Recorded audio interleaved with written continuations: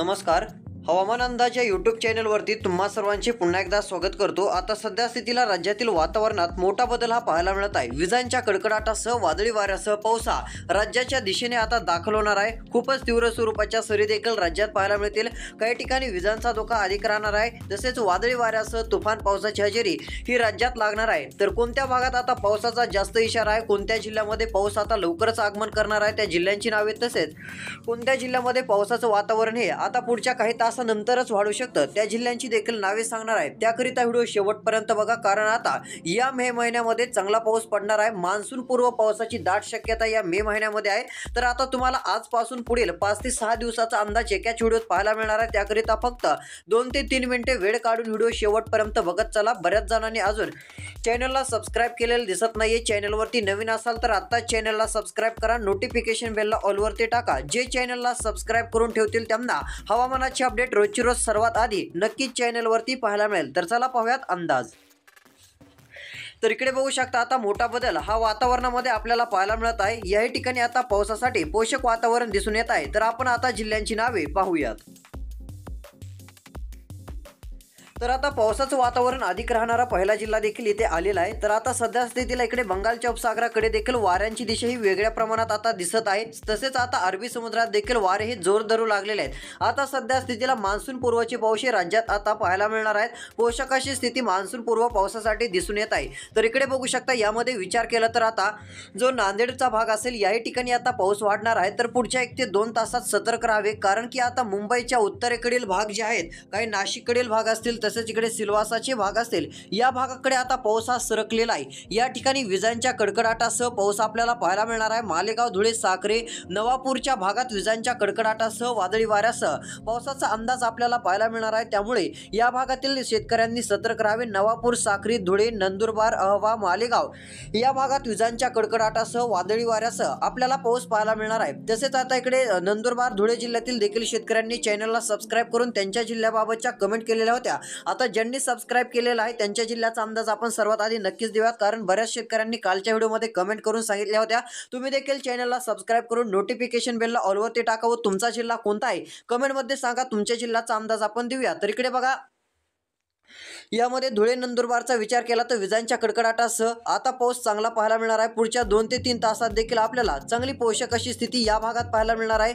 तसेच मनमाड, तसेच पाचोरा, जळगावचा भाग असेल, या ठिकाणी स्थानिक वातावरण निर्माण होऊन विजांच्या कडकडाटासह वादळी वाऱ्यासह पुढच्या 1 ते 2 तासात पाऊस पाहायला मिळणार आहे. अहवाचा भाग असेल व साक्रीचा भाग असेल, या ठिकाणी काही भागात पावसाला पोषक वातावरण आता सक्रिय होत जातानाचं चित्र हे आपल्याला पाहायला मिळेल. आता ही झाली आजची परिस्थिती. तसेच इकडे उत्तरेकडे विचार केला तर धुळे, नंदुरबारला देखील अशी परिस्थिती राहील. मात्र सध्या स्थितीला आता विजांसह कडकडाटासह पाऊस आपल्याला नागपूर, भंडारा, गोंदियाच्या भागात देखील पाहायला मिळणार आहे. या भागात देखील सतर्क राहावी. विजांच्या कडकडाटासह वादळी वाऱ्यासह पावसाचं आगमन या ठिकाणी काही तासातच होणार आहे. तसेच वरुडचा भाग असेल, सासूरचा भाग असेल, या भागात, तसेच आता महाराष्ट्र व मध्य प्रदेश सीमालगतच्या भागामध्ये देखील विजांच्या कडकडाटासह वादळी वाऱ्यासह पाऊस राहणार आहे. तर गोंदियामध्ये देखील पाऊस राहणार आहे. काल अक्षरशः नागपूर जिल्ह्याला पावसाने झोडपला आहे. नागपूर जिल्ह्यात वादळी वाऱ्यासह खूपच तीव्र जोरदार स्वरूपाचा धो पाऊस बरसलेला आहे. असाच पाऊस आता महाराष्ट्र जिल्ह्यातील बहुतांश भागात, म्हणजे महाराष्ट्रातील बहुतांश जिल्ह्यामध्ये चांगला पाऊस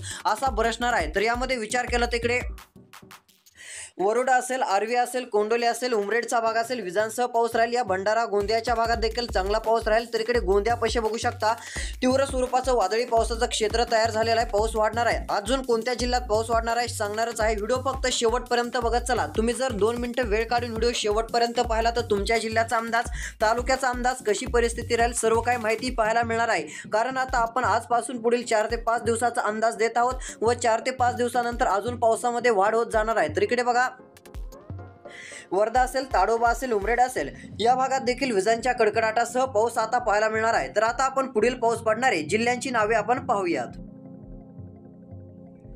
तर यामध्ये विचार केला तर आता विजांच्या कडकडाटासह पावसाची शक्यता पाहायला मिळणारा जिल्हा म्हणजे यवतमाळ पाहायला मिळणार आहे. यवतमाळ, वर्धा, आर्वी, अमरावती, कारंजाच्या भागामध्ये विजांच्या कडकडाटासह वादळी वाऱ्यासह पावसाची शक्यता आहे. आता फक्त लक्ष देऊन व्हिडिओ शेवटपर्यंत बघत चला. तुमच्या जिल्ह्याचा अंदाज पाहायला मिळणार आहे. अशा प्रकारची स्थिती या ठिकाणी राहील. तसेच पुढे जर विचार केला तर इकडे छत्रपती संभाजीनगर असेल, लातूर असेल, धाराशिव असेल, केजचा भाग असेल, परळीचा भाग असेल, या भागात देखील विजांसह पाऊस राहणार आहे। बीड, जामखेड, करमाळा 2च्या भागात देखील विजांच्या कडकडाटासह वादळी वाऱ्यासह पावसाचा अंदाज आपल्याला पाहायला मिळणार आहे। तर लातूर, उदगीर, देगलूर, नांदेडच्या भागामध्ये देखील, अहमदपूरच्या भागात देखील स्थानिक वातावरण निर्माण होऊन तुरळक ठिकाणी पाऊस पाहायला मिळेल। मात्र ही पावसाची शक्यता आज जरी नसली तरी पुढच्या काही तासात चांगला बदल होणार आहे। आता आपण पुढील 24 तासानंतरची परिस्थिती बघूयात। तर इकडे बघू शकता, आता सध्या स्थितीला जर विचार केला तर यामध्ये पावसासाठी पोषक वातावरण असणारे जिल्हे जामखेड, केज आपल्याला पाहायला मिळत आहेत। या ठिकाणी बीड जिल्हा आहे, या ठिकाणी चांगला पाऊस राहणार आहे। तसेच बीड, केज, जामखेडच्या भागात